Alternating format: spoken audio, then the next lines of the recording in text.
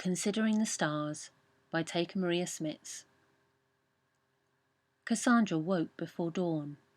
She lay in bed for a while, hoping to return to sleep, yet sleep eluded her. So she sat up and pulled back the brocade curtain of her four-poster bed. Cool air fell onto her face and she smiled as she sensed the stirrings of a new season. Summer had arrived. Turning to her bedside cabinet, she slid open a drawer and reached for her beloved books, her secret books, which she'd hidden amongst her handkerchiefs, her Jane Austens and Anne Radcliffes. She could perhaps read a little and then return to sleep. Yet her restless limbs rebelled and sent her out of bed and to the window. She drew the curtain and gazed out at the cloudless, dark sky. The stars winked at her, teasing her with their mysteries. She thought of Caroline Herschel and her telescope, and all the wonderful things she had discovered with it. Oh, for a telescope of her own!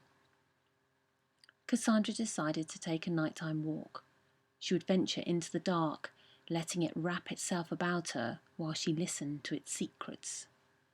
She put a dressing gown over her shift and stepped into her slippers. Leaving her bedroom, she crept along the silent, dark hallway, careful to not wake Mamma, who was a light sleeper. She went down the moonlit stairs and crossed the hallway to the parlour. From there she could slip out to the east garden. The formal garden, with its looming topiary, was disconcerting, but when she was in the meadow and striding towards the lake, she felt wonderful.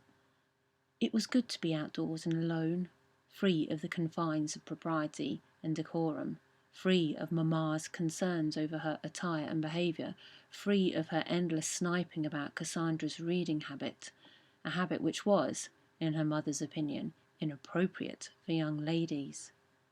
Cassandra looked up at the stars, which seemed to share in her joy, threw her arms into the air, spun around and laughed.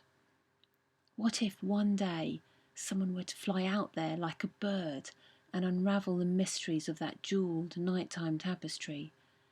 Could such a thing ever occur? She shook her head at her foolish thinking and, coming to the edge of the lake, sat down.